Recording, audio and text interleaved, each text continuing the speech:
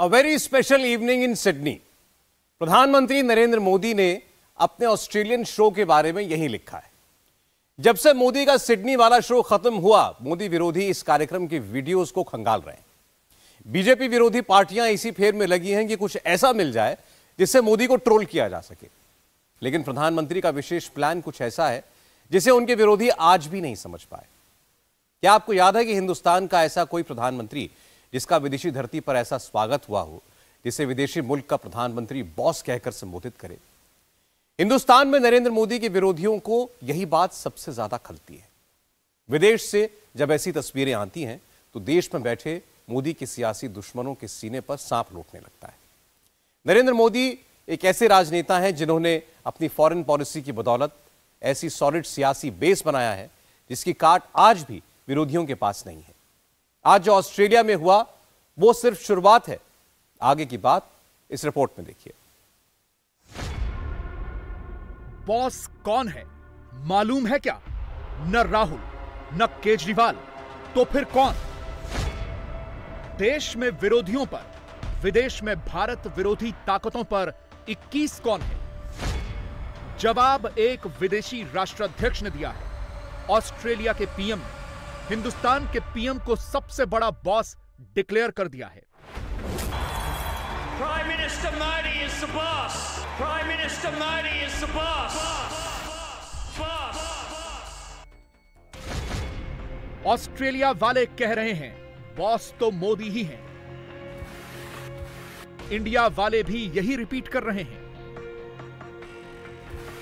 एक टाइमलाइन से दूसरी timeline Modi is the boss यही चल रहा है। बस यही ट्रेंड कर रहा है।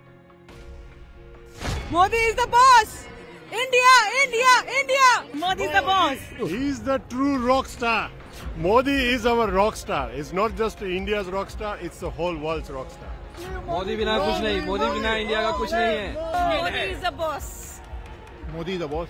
बिल्कुल है, वो हमारे दिलों के बॉस हैं। मोदी सबके दिल पे राज करते हैं।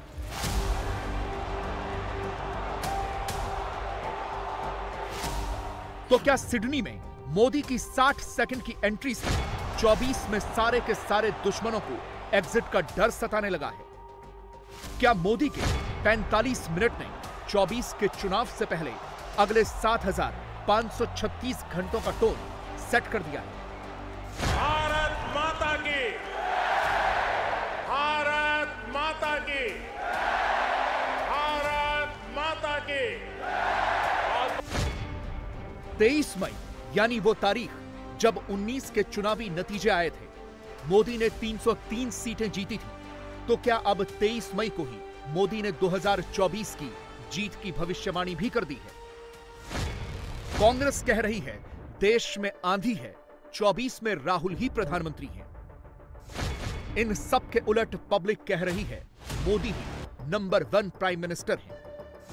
मोदी ऑस्ट्रेलिया जाते हैं तो दी ऑस्ट्रेलियन के फ्रंट पेज पर यह खबर छपती है, मोदी की ही फोटो दिखती है। द सिडनी मॉर्निंग हेराल्ड लिखता है, बाइडेन को छोड़ो, मोदी की बात करो। दुनिया की सबसे बड़ी पार्टी का लीडर शहर में आया है। अंदर के पन्ने में भारत विरोधी एजेंडा चलाने वाला न्यूयॉर्क टाइम्स भी यह छापने पर मजबूर हो जाता है कि मोदी दुनिया के सबसे पॉपुलर लीडर हैं, इनसे सावधान रहो।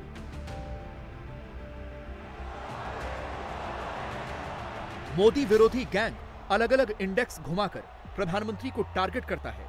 कभी हंगर इंडेक्स, कभी प्रेस फ्रीडम इंडेक्स, कभी ये इंडेक्स, कभी वो इंडेक्स। विरोधी इंडेक्स करते रह जाते हैं। मोदी सीधे पब्लिक के बीच पहुंच जाते हैं। मैं जब 2014 में आया था तो आपसे एक वादा किया था।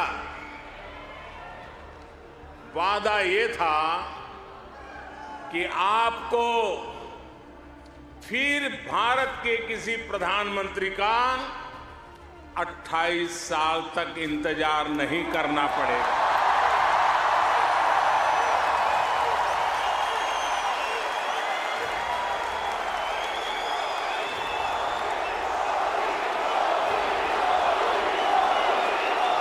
तो लीजिए, यहां सिडनी में इस ऐना में मैं फिर हाजिर हूं। पब्लिक से मोदी का यह कनेक्ट अलग अलग रेटिंग में दिखता है। जनवरी 2023 से लेकर मई 2023 तक सारे सर्वे, सारी अप्रूवल रेटिंग में मोदी ही टॉप पर हैं। बाकी सारे वर्ल्ड लीडर्स मोदी के नीचे हैं। मोदी का यह बढ़ता कद, मोदी की यह बढ़ती पॉपुलैरिटी विरोधियों से देखी नहीं जाती। इसीलिए कांग्रेस से जुड़े हैंडल्स दिन रात देते रहते हैं मोदी को गाली। मोदी विदेशी राष्ट्राध्यक्षों के गले मिलते हैं। ये तस्वीरें देखकर दुनिया ताली बजाती है। विदेश में रहने वाले हिंदुस्तानी गर्व करते हैं। तो भारत में बैठा मोदी हटाओ इकोसिस्टम उसमें गले पड़ने वाली पटकथा फिट करके बैठ जाता है। लेकिन मोदी के पॉलिटिकल दुश्मन यहीं पर गच्चा खा जाते हैं। वो मोदी के माइंड को रीड ही नहीं कर पाते। 25 साल मोदी है तो मुमकिन है। योगी मोदी योगी योगी मोदी मोदी मोदी, भारत माता की जय, भारत माता की जय। वेल, पीएम मोदी हमेशा ही अच्छे होते हैं। वो इंडिया के लिए बहुत अच्छा कर रहे हैं और इंडिया का नाम रोशन कर रहे हैं, तो हम सब भारतीयों को उन पे गर्व है। चलिए यही पीएम कह रहे हैं कि पीएम मोदी बॉस। वो पॉपुलर ही इतने हैं और सारे इंडियंस पूरे वर्ल्ड में सब जगह छाए हुए हैं, तो वो जिस लेवल पे इंडिया को लेके जा रहे हैं नेक्स्ट लेवल पे, उस कारण से ऑब्वियसली वो बॉस हैं और वो डिराइव कर रहे हैं चीज। विरोधी जो कहते हैं मोदी उससे एक कदम आगे की सोचकर अपना प्लान एग्जीक्यूट करते हैं। प्रधानमंत्री जब विदेश में होते हैं तो भारत की बात करते हैं। विरोधी क्या कह रहे हैं, क्या फैला रहे हैं, इसकी रत्ती भर परवाह नहीं करते। मंगलवार को बिल्कुल यही हुआ। मोदी ने अपने पॉलिटिकल ओपोनेंट्स का जिक्र तक नहीं किया। 1 मिनट भी बर्बाद नहीं किया। कोई पॉलिटिकल बात नहीं की। सीधे मुद्दे पर आए और यह बताया कि 9 साल में क्या हुआ और आने वाले दिनों में क्या होगा। आप सभी का एक सपना रहा है कि हमारा भारत भी विकसित राष्ट्र बने।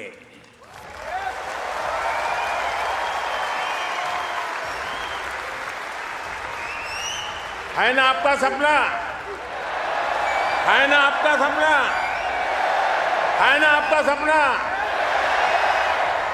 जो सपना आपके दिल में है, वो सपना मेरे दिल में भी है।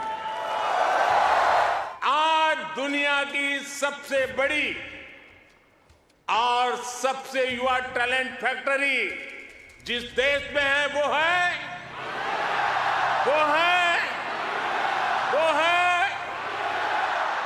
कोरोना की इस ग्लोबल पैंडेमिक में जिस देश ने दुनिया का सबसे तेज वैक्सीनेशन प्रोग्राम चलाया, वो देश है, वो देश है, वो देश है। अब जो देश अगले 25 साल में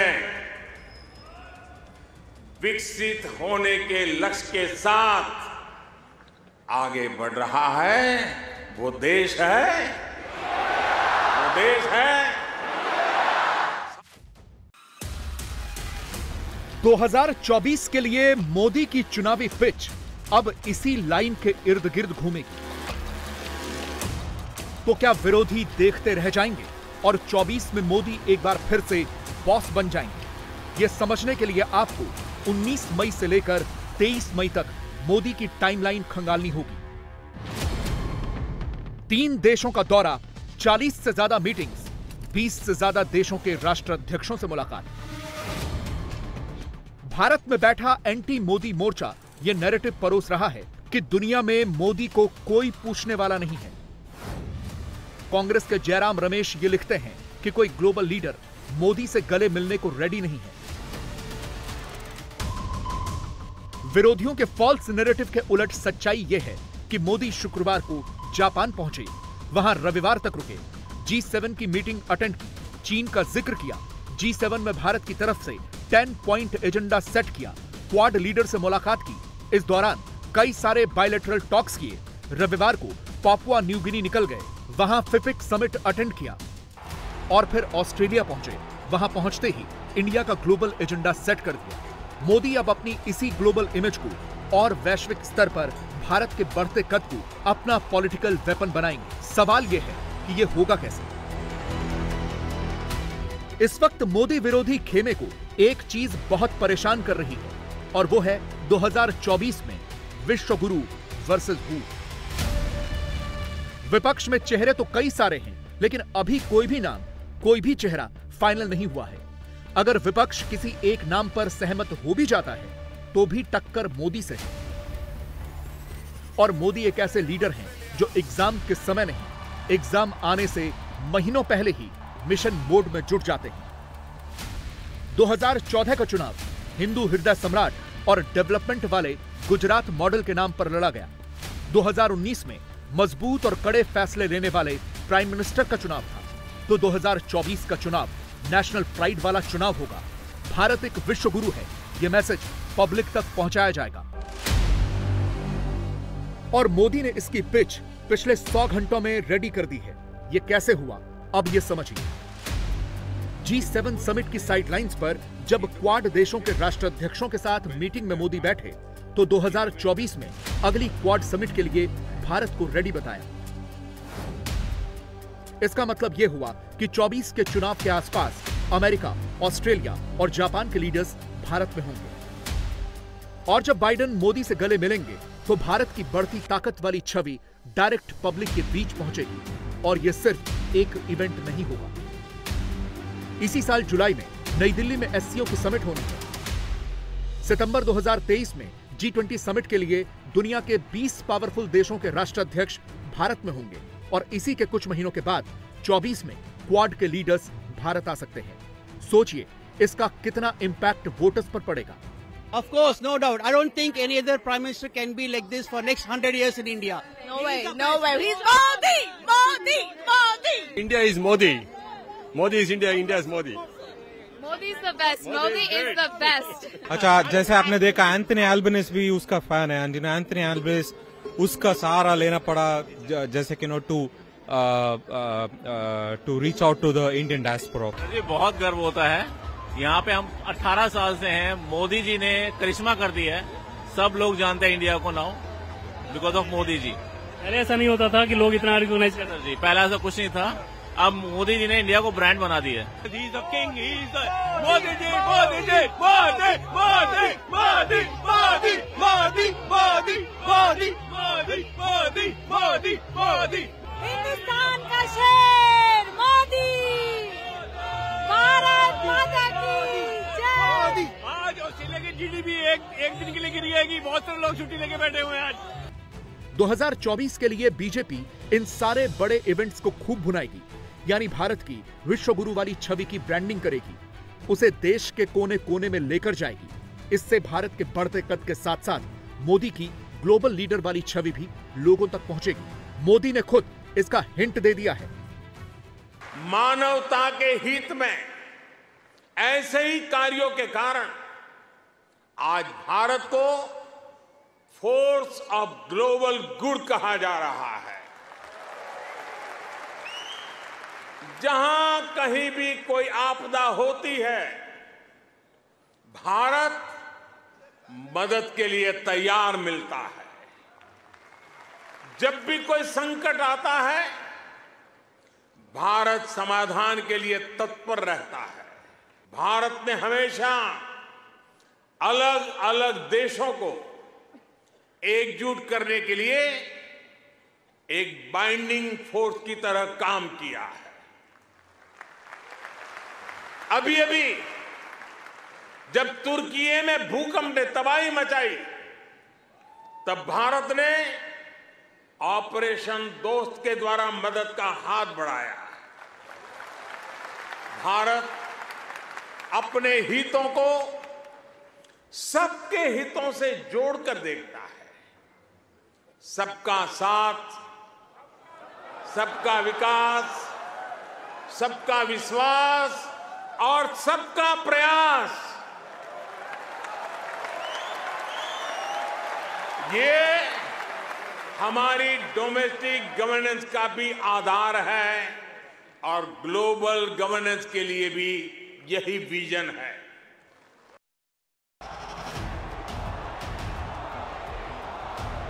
24 में बीजेपी उस प्रधानमंत्री के नाम पर चुनाव लड़ेगी जिसने भारत को सही मायनों में विश्व गुरु बनाया है।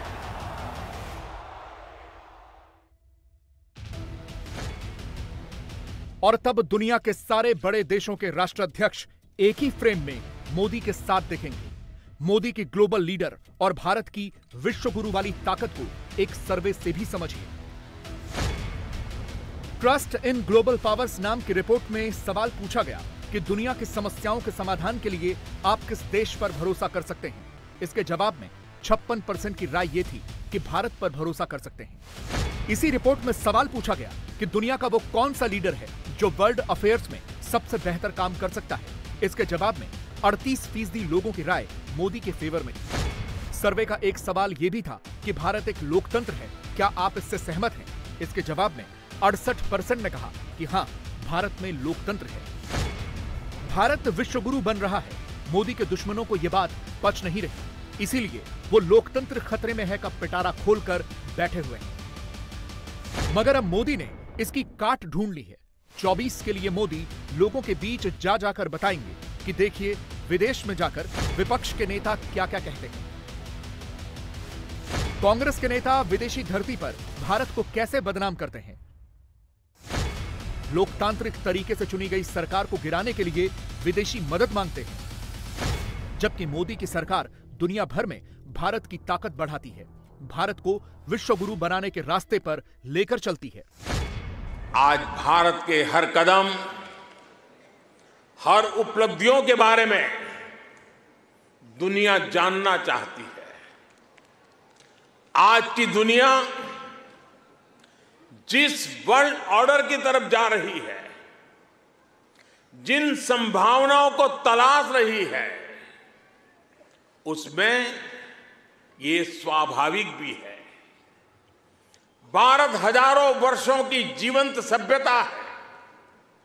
भारत मदर ऑफ डेमोक्रेसी है। मोदी अब इसी टेम्पलेट पर आगे चलने वाले हैं। नेशनल प्राइड को 24 से जोड़ने वाले हैं। मंगलवार को इसका टीजर लॉन्च हुआ है। आने वाले दिनों में इसका वीकली एपिसोड लॉन्च होगा। फिर 2024 तक यही पैटर्न चलेगा। दिल्ली में, मुंबई में, कोलकाता में, पटना में, बेंगलुरु में, देश के 5 बड़े शहरों में एक बड़ा प्लान बन रहा है। नरेंद्र मोदी को 3rd टाइम प्राइम मिनिस्टर बनने से रोकने के लिए क्लोज डोर मीटिंग्स चल रही हैं। विरोधियों के पास ऐसी कौन सी ट्रिक है जिससे वो मोदी की हैट्रिक को रोक लेंगे? उनके प्लान का अगला रिहर्सल 28 मई को होगा, जब मोदी नए पार्लियामेंट हाउस का उद्घाटन करेंगे। ममता बनर्जी मन बना चुकी हैं कि उनकी पार्टी उस प्रोग्राम से दूर रहेगी। बाकी पार्टियां भी इसी लाइन पर डिसीजन ले सकती हैं। आपको लगता होगा कि मोदी विरोधी नेता इतनी मुलाकातें करते हैं तो वहां बातें क्या करते हैं? ऐसी बैठकों का सिंगल पॉइंट एजेंडा होता है, मोदी को किसी भी तरह 200 सीटों से नीचे लाना है। लेकिन फिलहाल मोदी को 250 सीट से नीचे लाना मुश्किल लग रहा है।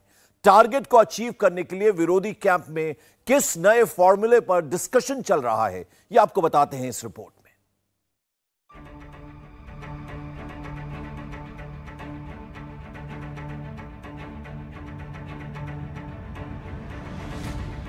राहुल गांधी बेस्ट सिनारियो में भी नरेंद्र मोदी से आगे नहीं निकल पाएंगे और नरेंद्र मोदी वर्स्ट सिनारियो में भी राहुल गांधी से ज्यादा सीटें पाएंगे। प्रधानमंत्री के सियासी शत्रु जब भी मिलते हैं तब एक ही गुणागणित करते हैं, 272 इस मैजिक फिगर तक कैसे पहुंचा जाए और मोदी को 272 से नीचे कैसे लाया जाए।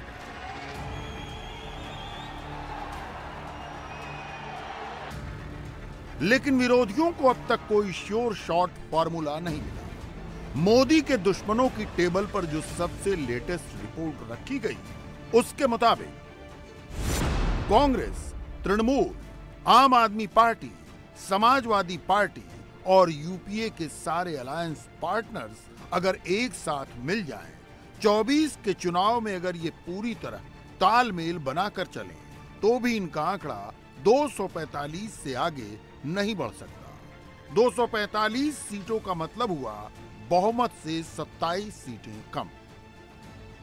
कर्नाटक चुनाव के बाद जो बिल्कुल नया कैलकुलेशन किया गया है, उसके मुताबिक मोदी की पार्टी उत्तर प्रदेश में 70 सीटें जीत सकती है। मोदी के सारे विरोधी अगर कांग्रेस के साथ तालमेल बिठाकर चलें तो भी अधिक से अधिक 10 सीटें ही जीत सकते हैं।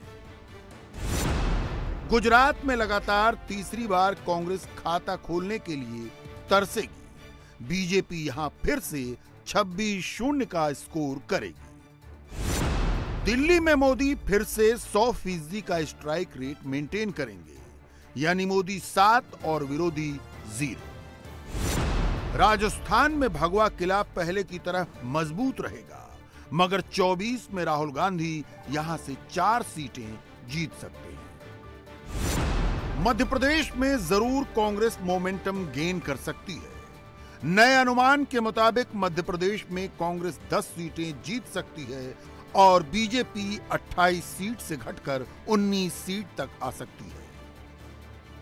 महाराष्ट्र, बिहार और कर्नाटक, मोदी के दुश्मनों ने जिन 3 राज्यों में सबसे ज्यादा उम्मीद लगा रखी है, वहां का सबसे नया अनुमान क्या है, ये थोड़ी देर में बताते हैं। उससे पहले आपको कोलकाता लेकर चलते हैं, जहां नरेंद्र मोदी के 2 कट्टर दुश्मनों की मीटिंग हुई। दिल्ली के मुख्यमंत्री अरविंद केजरीवाल पश्चिम बंगाल के मुख्यमंत्री ममता बनर्जी से मिले। हम लोग डिसीजन लिया है, हम बीजेपी का खिलाफ में हम लड़ेंगे, हम एक कट्टर रहेंगे। हमारा कुछ नहीं चाहिए, किसी से कुछ नहीं चाहिए, खाली जनता को सेव करना चाहिए, सेफ्टी सिक्योरिटी रक्षा करना चाहिए, देश को रक्षा करना चाहिए। अरे सुप्रीम कोर्ट जब वर्डिक्ट दिया, you should have accept the verdict of the supreme court. क्या है, दिल्ली का चपरासी को आप क्यों ट्रांसफर करेगा? दिल्ली को एम्प्लॉयज को दिल्ली गवर्नमेंट का अंडर में है, आपका अंडर में नहीं है। आपका अंडर में तो डिफेंस है, उधर में हेडक्वार्टर, आपका उधर में होम मिनिस्ट्री है, आपका उधर में बीएसएफ है, आपका उधर में सीआईएसएफ है, आपका अंडर में सीबीआई है, आपका अंडर में ईडी है, आपका अंडर में एनआईए है, क्या नहीं है, पुलिस है, सब कुछ है आपका अंडर में।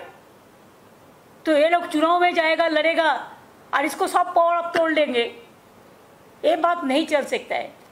लोकतंत्र रहेगा तो हमारा देश बचेगा, लोकतंत्र नहीं रहेगा तो हमारा देश नहीं बचेगा। इसी के लिए जितना जल्दी ये बीजेपी पार्टी को हटाना हम लोग को सबका काम है, और ये काम पे हम लोग एक साथ में चलेंगे। इस एक फ्रेम में 3 प्रदेशों के मुख्यमंत्री हैं, दिल्ली, पश्चिम बंगाल और पंजाब। ममता बनर्जी सेंटर में हैं, वही होस्ट हैं और बाकी 2 मुख्यमंत्री उनके गेस्ट हैं। केजरीवाल इन दिनों मोदी सरकार के अध्यादेश के खिलाफ विपक्ष को एकजुट करने के अभियान में लगे हुए हैं। मोदी का अध्यादेश जब कानून बनने के लिए संसद में आएगा, तब केजरीवाल चाहते हैं कि सारे विरोधी दल राज्यसभा में उसका विरोध करें। ये तो शॉर्ट टर्म गोल है, केजरीवाल के लिए भी लॉन्ग टर्म गोल 2024 ही है। 2 दिन पहले केजरीवाल दिल्ली में नीतीश कुमार और तेजस्वी यादव से मिले थे। कल मुंबई में केजरीवाल और उद्धव ठाकरे की मुलाकात होगी और परसों केजरीवाल एनसीपी के चीफ शरद पवार से मिलेंगे। सुप्रीम कोर्ट ने दिल्ली के अफसरों की ट्रांसफर पोस्टिंग का अधिकार दिल्ली सरकार को दिया था। केंद्र सरकार ने अध्यादेश लाकर उस फैसले को पलट दिया। केजरीवाल इसे ही मुद्दा बनाकर मोदी विरोधियों को जोड़ने निकले हैं। केजरीवाल कांग्रेस से भी सपोर्ट चाहते हैं, लेकिन कांग्रेस ने अभी समर्थन देने का खुला ऐलान नहीं किया है, क्योंकि अंदर खाने दिल्ली और पंजाब में सीटों के तालमेल का कोई फॉर्मूला नहीं बन पाया है। 3 तरीके से ये चुनी हुई सरकारों को तंग कर रहे हैं। एक, पहली चीज कि जहां पे बीजेपी की सरकार नहीं बनती, वहां ये एमएलए खरीद के सरकार गिरा देते हैं उस पार्टी की और अपनी बीजेपी की सरकार बना लेते हैं। दूसरा, जहां बीजेपी की सरकार नहीं बनती, वहां ये ईडी और सीबीआई को इस्तेमाल करके दूसरी पार्टी के एमएलए को डराते हैं, धमकाते हैं, उनको तोड़ लेते हैं और उनकी सरकार गिरा के बीजेपी की सरकार बना लेते हैं। तीसरा, जहां बीजेपी की सरकार नहीं बनती, वहां कानून का गलत इस्तेमाल करके गवर्नर के जरिए ऑर्डिनेंस पास करके ये तरह तरह से उस नॉन बीजेपी गवर्नमेंट को काम ही नहीं करने देते। हमने वेस्ट बंगाल में भी देखा गवर्नर कैसे तंग कर रहे हैं, हमने वहां भी देखा, पंजाब में भी देख रहे हैं, जो पूरे तमिलनाडु में देख रहे हैं, तेलंगाना में देख रहे हैं किस तरह से गवर्नर तंग कर रहे हैं। और अब दिल्ली के अंदर इन्होंने जो किया वो तो बिल्कुल ही जनतंत्र के खिलाफ है। देश की जनता को ये देख के अब इस अहंकारी सरकार को हटाना चाहिए। तो एक तो मैं दीदी का शुक्रिया अदा करना चाहता हूँ कि राज्यसभा के अंदर इन्होंने कहा कि हम सपोर्ट करेंगे, और मैं समझता हूँ कि अगर राज्यसभा में ये बिल गिर जाता है तो ये एक तरह से सेमीफाइनल हो जाएगा 2024 का। 24 का सेमीफाइनल, ये 3 शब्द समझने के लिए काफी हैं कि केजरीवाल के दिल में क्या चल रहा है। अध्यादेश पर राज्यसभा में वोटिंग को केजरीवाल विपक्षी एकता का टेस्ट मैच बनाना चाहते हैं। केजरीवाल का कोलकाता जाकर ममता बनर्जी से मिलना, राहुल गांधी का अचानक ट्रक पर चढ़कर पंजाब पहुंच जाना और नीतीश कुमार का पटना में विपक्ष की बड़ी मीटिंग की तैयारी करना। कर्नाटक रिजल्ट के बाद मोदी विरोधियों का जोश बढ़ा है। राहुल गांधी आम हिंदुस्तानियों के बीच जाकर 24 के लिए पॉलिटिकल इन्वेस्टमेंट कर रहे हैं और पूरा नंबर गेम उनके पॉलिटिकल पार्टनर संभाल रहे हैं। ममता, पवार और नीतीश कुमार, इनकी पूरी कोशिश यही है कि बीजेपी को किसी भी तरह 240 के आसपास अटका दो। मोदी के दुश्मन सीटों का जो कैलकुलेशन देख रहे हैं उसमें बिहार की 40 में से 25 सीटें यूपीए के खाते में दिखाई गई हैं और एनडीए के लिए 15 सीटें जीतने का अनुमान लगाया गया है। तमिलनाडु और पुडुचेरी की 40 में से 40 सीटें यूपीए को दिखाई गई हैं। केरल की 20 में से 20 सीटें यूपीए के खाते में जाने का अनुमान लगाया गया है। महाराष्ट्र की 48 सीटों में से 35 सीटें महाविकास अघाड़ी के पास जा सकती हैं और 13 सीटों पर मोदी के कैंडिडेट जीत सकते हैं। कर्नाटक की 28 सीटों पर 14-13-1 का अनुमान है, यानी 14 सीटें कांग्रेस को, 13 सीट बीजेपी को और 1 सीट जेडीएस को। केजरीवाल की आम आदमी पार्टी और राहुल गांधी की कांग्रेस के बीच सीटों के तालमेल का कोई फॉर्मूला नहीं बना है, कोई चर्चा तक नहीं हुई, लेकिन सीटों का हिसाब अभी से लगा लिया गया है। अगर कांग्रेस और आम आदमी पार्टी हाथ मिला ले तो पंजाब की 13 में से 13 सीटें एंटी मोदी मोर्चा के पास जा सकती हैं। आपको फिर बता दें कि ये बस अनुमान है, मगर ऐसे ही अनुमान पर 24 की राजनीति टिकी हुई है। पंजाब में हम पूरे अपने सक्षम है करने के लिए। मेरे ख्याल के जो मेरी अपनी है राय वो यही है कि कांग्रेस को पंजाब में अपना जो स्टैंड है उसी पर रहना चाहिए। जो अभी हमने जलंधर में इलेक्शन लड़ी है उसी स्टैंड पर हमें रहकर अपना अलग ही रहना चाहिए। अनुमान के आधार पर ही केजरीवाल सेमीफाइनल मैच खेलना चाहते हैं और अनुमान के आधार पर ही नीतीश कुमार विपक्षी एकता की कसरत कर रहे हैं। साथ में बैठकर चाय पीने से, साथ में बैठ के प्रेस वार्ता करने से विपक्षी एकता अगर होनी होती तो आज से 10 वर्ष में ये काम हो गया होता। नेताओं के आपस में मिलने से विपक्षी एकता नहीं हो सकती है। मैं उस क्षेत्र में करीब 8-10 साल तक सक्रिय तौर पर मैंने काम किया है। इसका कोई मतलब नहीं है। आप बंगाल गए, ममता बनर्जी से आप मिले, ममता बनर्जी ने एक स्टेटमेंट जारी किया, आपने एक स्टेटमेंट जारी किया। उससे जनता पर क्या असर पड़ा, उससे लोगों पर क्या असर पड़ा? ऐसा तो है नहीं कि ममता बनर्जी ने कह दिया कि कांग्रेस को वो वेस्ट बंगाल में लड़ने के लिए जगह दे देंगी। कांग्रेस ने ये कहा नहीं कि भाई हम वेस्ट बंगाल छोड़ देंगे ममता बनर्जी के भरोसे।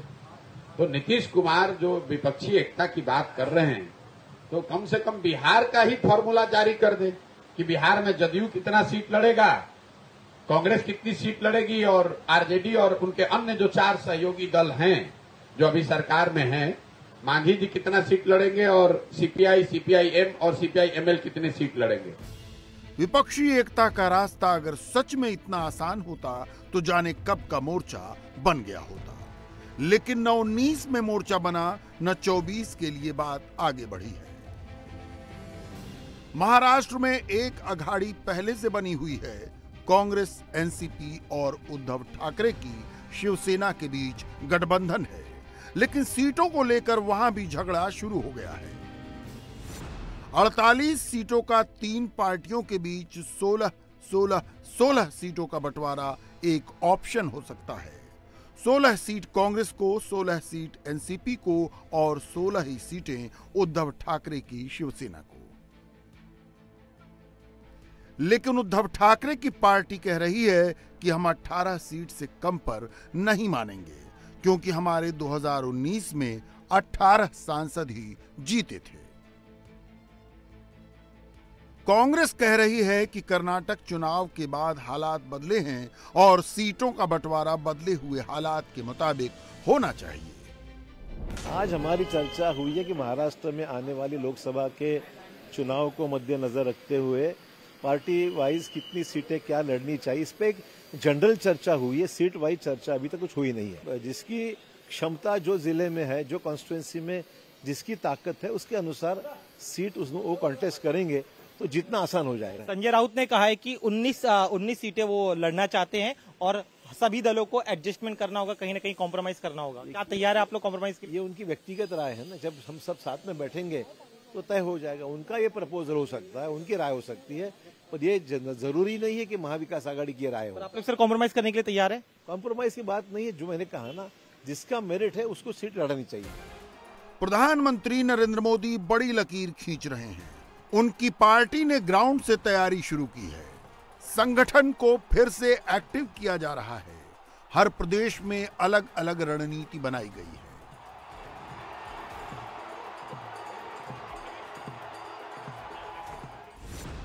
एमपी में शिवराज सिंह चौहान पार्टी वर्कर्स को समझा रहे हैं, मायूस होने की जरूरत नहीं।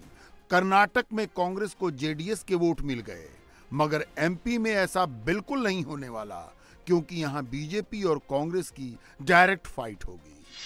कर्नाटक में गारंटी स्कीम ने कांग्रेस को जीत दिलाई, इसलिए राजस्थान में बीजेपी कर्ज माफी स्कीम की नाकामियों को हाईलाइट करेगी। मोदी सरकार के 9 साल पूरा होने पर बिहार में 30 मई से 30 जून तक महा जनसंपर्क अभियान चलाया जाएगा। बीजेपी के कार्यकर्ता घर घर जाकर मोदी के काम गिनाएंगे।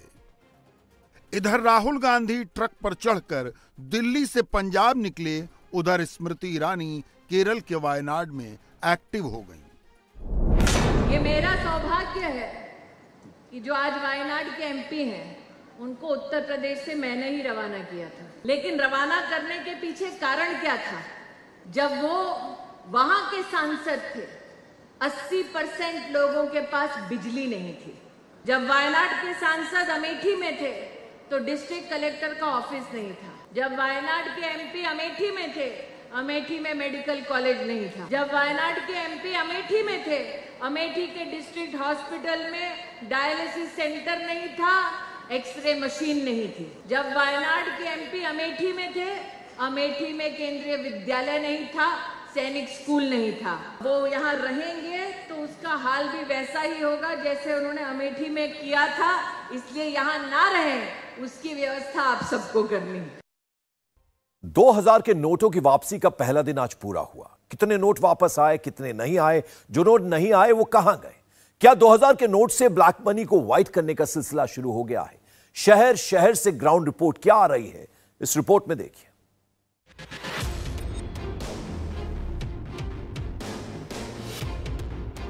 दो 2000 का नोट एक्सचेंज कराने के पहले दिन बैंकों में कहीं लंबी लाइन नहीं लगी। ऐसे में सवाल उठता है कि 2000 के जो लाखों नोट सर्कुलेशन से गायब हैं, वो कहां चले गए? आपने देखा होगा कि 2000 के लाखों नोट ऐसे ही अलमारियों में भरे मिले थे, जो कहलाती है ब्लैक मनी। तो क्या ब्लैक मनी को व्हाइट किया जा रहा है? नोट वापसी के फर्स्ट डे की ग्राउंड रिपोर्ट।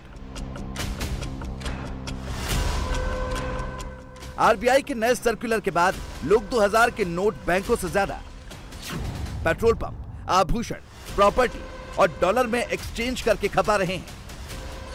नोट वापसी की दूसरी रिपोर्ट आई कि अचानक ज्वेलरी की दुकानों पर भीड़ बढ़ गई। क्या गहने की दुकान पर 5 से 10% ज्यादा प्रीमियम देकर 2000 के नोट बदले जा रहे हैं?